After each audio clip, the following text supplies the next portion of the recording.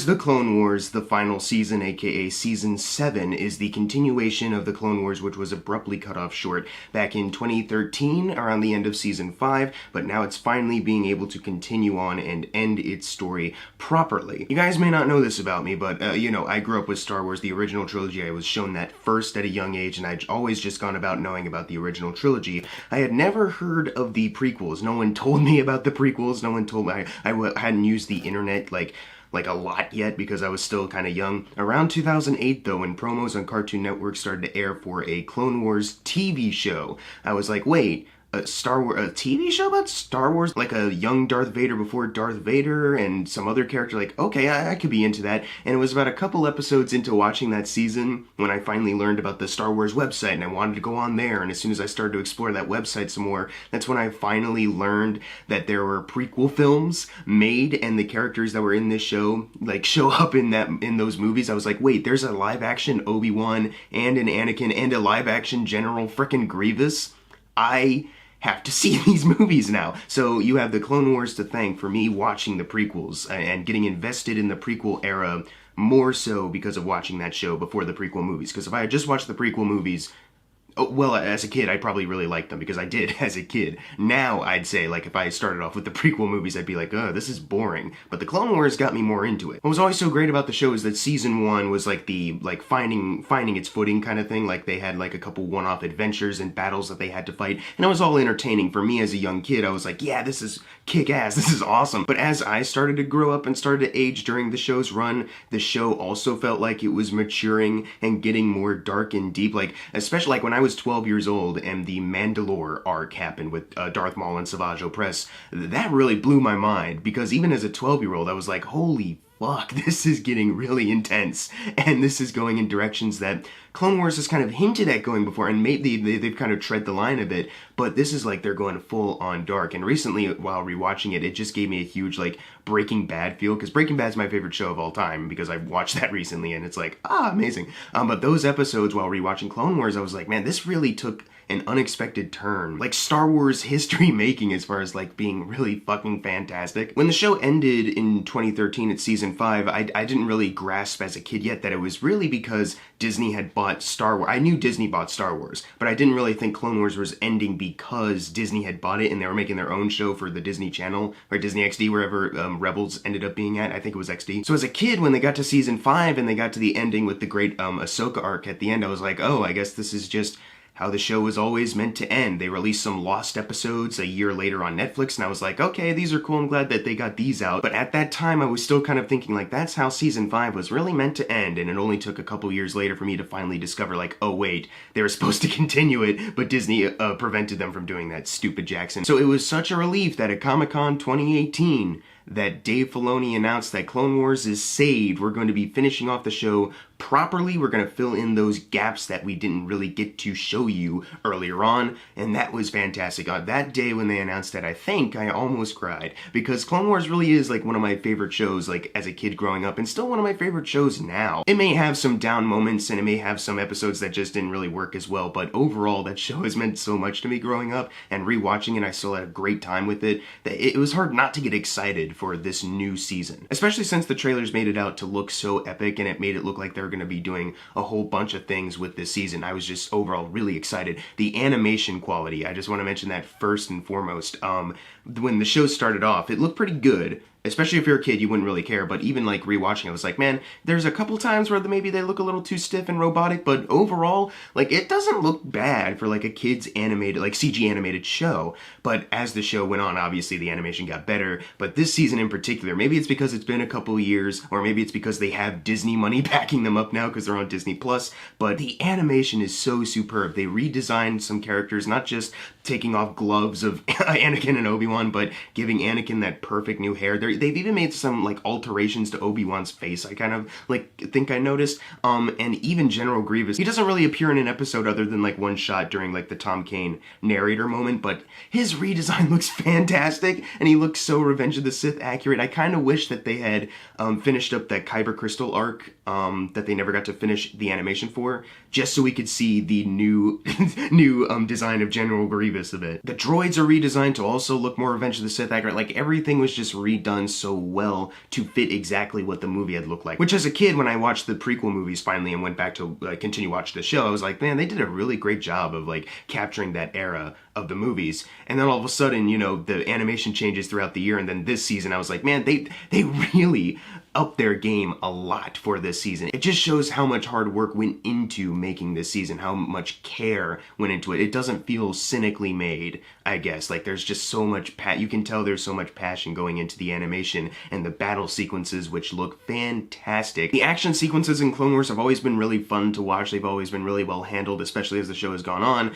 Especially in this season where they really up their game once again. At first, it kind of gets you in the mood of like what Clone Wars has always kind of been with the Bad Batch and the Sisters arc. But the Siege of Mandalore action sequences, holy fuck, it's so good. Like, everything about it is so entertaining, nail-biting with suspense, even though I kind of have a rough idea of where everything's gonna go because I've seen Rebels, I know certain characters from the show show up in that, and I know what happens in Revenge of the Sith, but I was still in suspense of what was going on because they did a really great job of crafting the narrative and crafting these action sequences to be as great as possible. So let's try to go like maybe like beat by beat as far as like what happened with some of the arcs. The Bad Batch arc was really great. That was a really great reintroduction to Clone Wars, especially if it's been a while for some people. The Bad Batch as characters are really fun. They all have like specific traits about them that make them unique and interesting in the way they bounce off of Rex. It wasn't as like cliche or corny as I expected. Like, it was nice to see them work off of each other in a way that wasn't like, oh, I hate you because you're different than me or some stuff like that. It was just, it all felt kind of natural. It didn't feel like trite.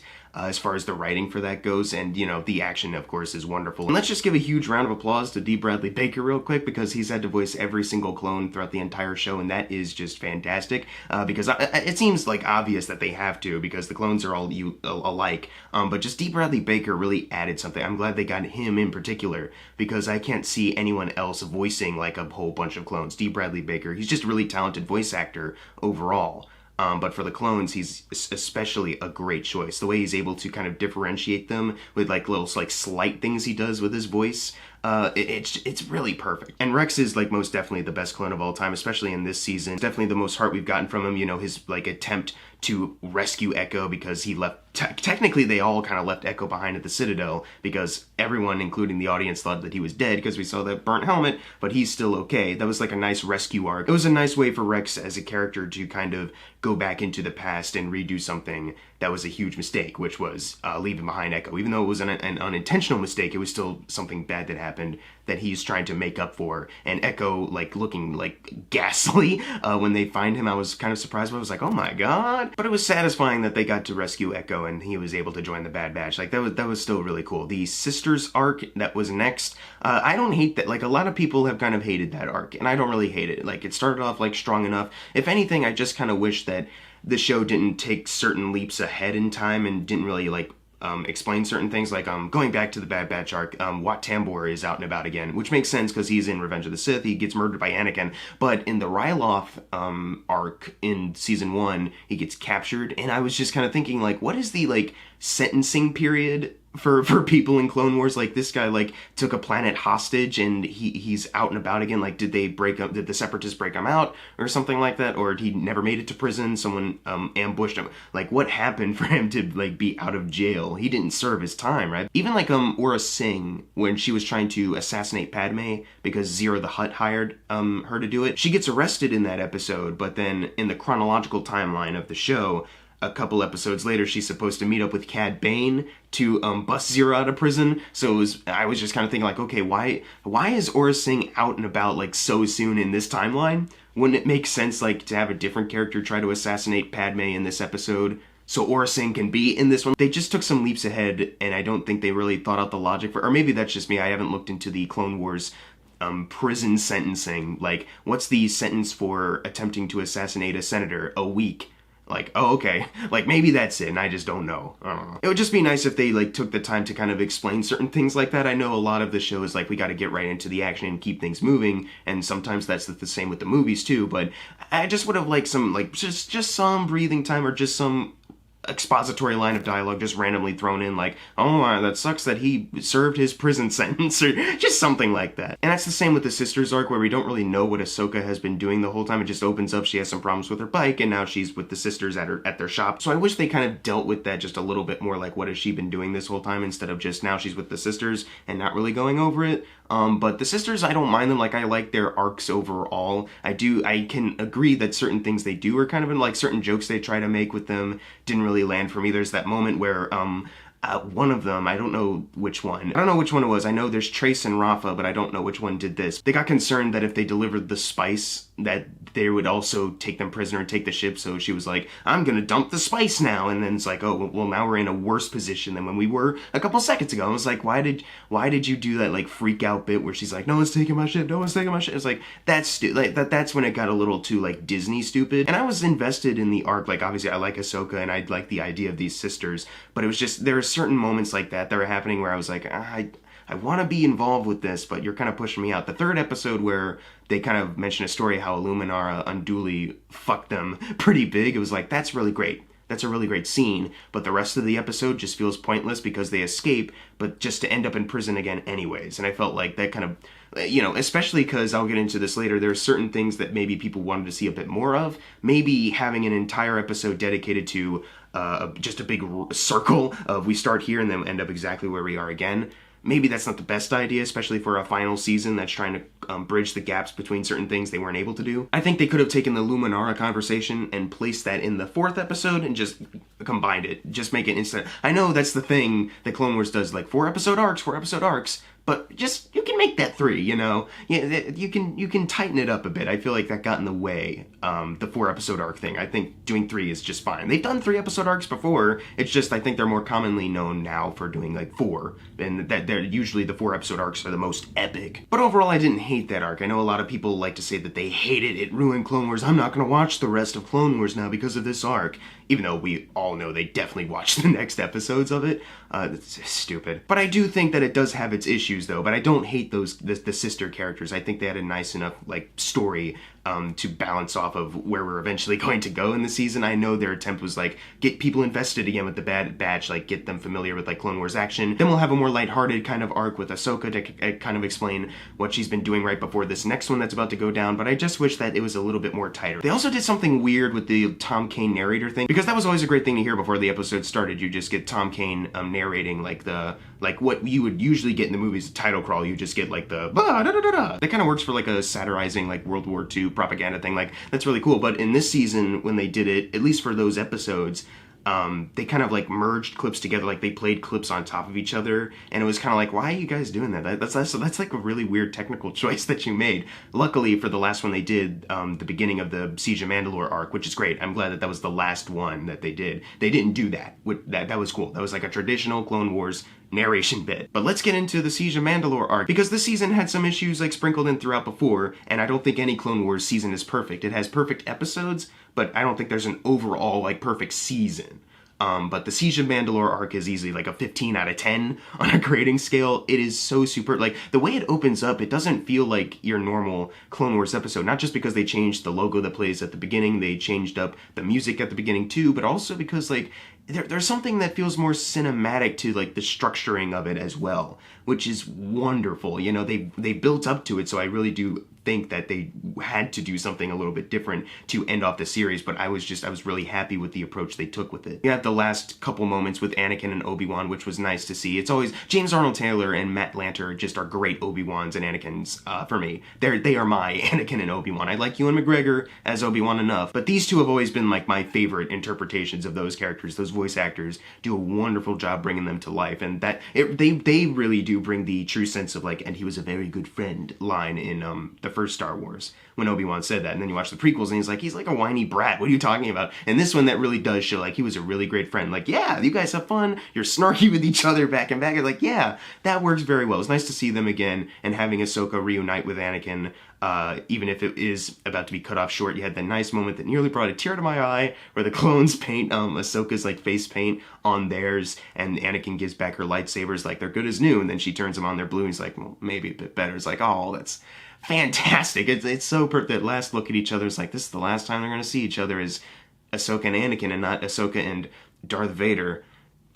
But, you know, it was just really nice. And then it just goes right into the action of Mandalore, and it's fantastic. And the fight between her and Darth Maul, it's wonderful. I heard before they released the behind the scenes thing that they did motion capture for it. They got Ray Park to do it, and I was like, they did for real? And then they released the video online showing them how they did, and I was like, that is so good. Because even not knowing that, I was watching that fight going like, something's different about the way this fight was done, which is incredible. But knowing that it was motion capture, it was like, that explains it. It's definitely one of my favorite lightsaber fights of all time, and a lot of it because of how technologically advanced this show has kind of become as far as its animation and structuring of these action sequences go. They did a really great job with that. But more than just the fights, Darth Maul is just a tragic character, and they kind of show that in Rebels, where Obi-Wan's like, 1, 2, bam, you're dead kind of moment, and Darth Maul's kind of wasted his life, and he's kind of realizing that. But in this one in particular, he knows exactly what's about to happen. He realizes that Sidious has all been using them like pawns. He's doing this, but he's trying to tell Ahsoka like, hey, I was trying to get Obi-Wan and Anakin here, because I know Anakin is the piece to all of this, but they sent you instead. I am so pissed. But if we team up, they do the Last Jedi reaching of the hand thing again. And you can maybe like complain like that's a recycled thing that they're just doing again, but I would say like it just makes Darth Maul more tragic. Like even though he's still a bad guy, he's still trying to do something right in this one case at least, and no one's believing him, not even Ahsoka, and it all makes sense why, because Ahsoka has so much respect for Anakin, and so does like everyone else in the show so far. It makes sense. So when Order 66 actually happens, it really does mess with you, especially when Rex gets it, and he's just kind of fighting it for a second, but he has to give in at some point. It's like, man, this is like, it's really tragic. It made Order 66 a lot more personal in that place, because in Order 66, when they're wiping out the Jedi in Revenge of the Sith, it's a lot of like, well, they in the movie's context, they kind of showed up during Geonosis, and they've been in the background of a lot of shots, but I don't really know any of these people. It's sad that they're all dying because they're all dying, not because I actually know them. Clone Wars made me care a lot more about Order 66 while I'm looking back on it, because you get to know a lot of those characters beforehand, like Coyote-Mundi and Plo Koon and Aayla Secura. So in this one, when Ahsoka is now having to deal with it, and you know she has to make it out because of Rebels, and you know Rex has to too, it's kind of like, how are they gonna handle this? And that added a lot of suspense as well. They did a really great job with that. And Ahsoka, can we admire how great the character has grown from season 1? I know some people complain that she's bratty, but I don't really see it as like bratty and annoying. I see it as like, yeah, she's young and she has a lot to learn. That's like that's the whole Padawan thing, and seeing her grow over these years, and Ashley Eckstein doing a fantastic job portraying her. It's wonderful to see, and she is definitely one of my like top tier characters for me. I know she showed up in Rebels in that one episode, and Rebels is a good show and she's good in it, but one of my friends who hadn't seen the Clone Wars show, they just saw the Clone Wars movie, they were like, Ahsoka's here, God. But I was like, why are you complaining? Like, Ahsoka's a fantastic character. And I hadn't even seen season 7 yet. Even already in 1 through 5, she had grown and changed so much. And in this one, it was like the final piece of the puzzle that we really needed. And I was so satisfied with how her journey progressed, how she saved Rex. Rex and her are having great moments together where he's tearing up. And it's like, oh my God, Rex. It's like, he's definitely the best clone. You get to the last shot of this whole thing where Darth Vader shows up, and I'm glad that he didn't speak. I'm glad that he didn't say anything. I'm glad that it was just silent. It walks up, sees the wreckage of the destroyer. There's only one helmet left, but earlier Ahsoka had like a bunch of them, and it's really sad. Jesse's helmet was there, and I was like, damn it, Jesse. God damn it. But he walks up, sees the lightsaber, doesn't say anything, looks up.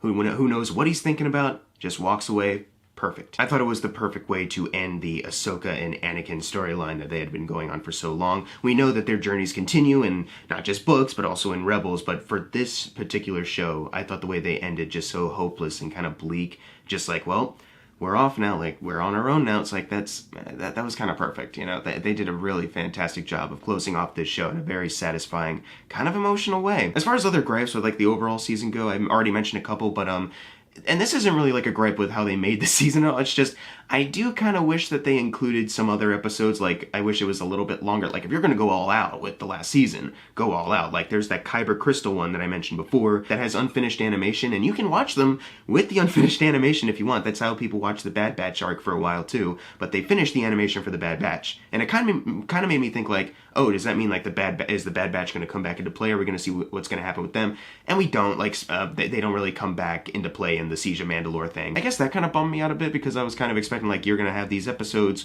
dedicated to them in the last season. Maybe they're going to come back, and they kind of don't, you know, there might be some other source material where it explains them, or maybe they haven't made it yet, and they're going to write something where they explain kind of what happened to them.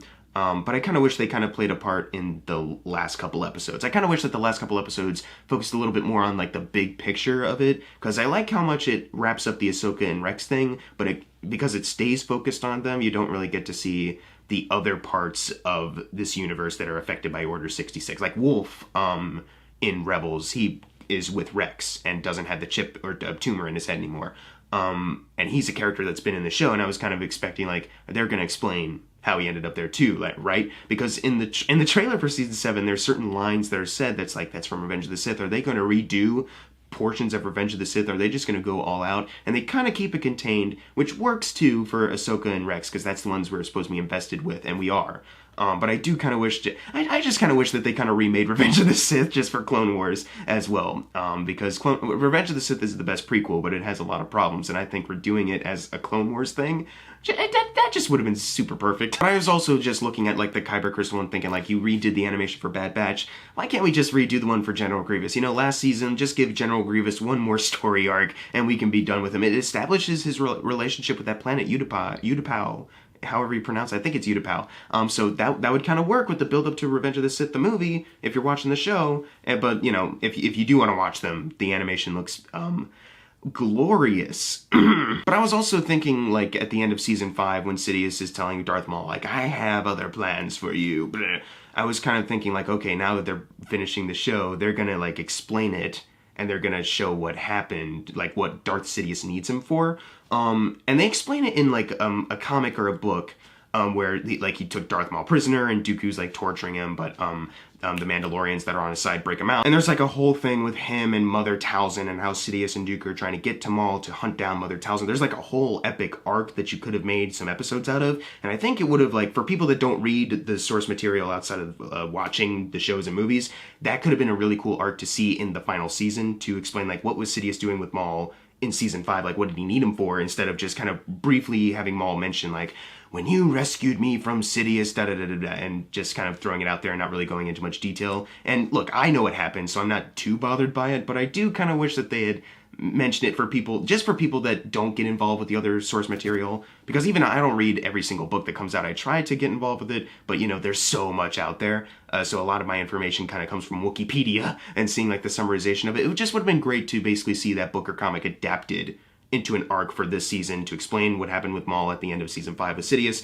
and then prepare for the Siege of Mandalore just a tad bit more with that, get you more involved with Maul through that too. So this season of Clone Wars I wouldn't say is perfect, but no season of Clone Wars is for me. Like, there's always, like, certain things that kind of stick out, like, oh, I wish they kind of fixed that a bit more. So this is really kind of on par with every other season. It's definitely got my favorite episodes out of any Clone Wars episode. The Siege of Mandalore and the Order 66 arc is just, it's wonderful. They did a fantastic job bringing that to us finally and bridging the gap. I'm so happy that the show ended in a way that wasn't abrupt, like Disney buying them and they had to cut it off way too soon. I'm glad that they were finally able to save the show and finish it off properly. So I just want to say thank you, Dave Filoni, for making a show that has really meant a lot to me growing up, and I will never forget for the longest time. It has grown up with me. I've grown up with it. It's meant so much to me. It's given me a lot of my favorite Star Wars moments, and it's some of my favorite Star Wars media out there, especially the last 4 episodes of this season. Some of my favorite Star Wars moments and just storytelling moments in Star Wars in general. It's fantastic. And it's definitely way better than The Rise of Skywalker.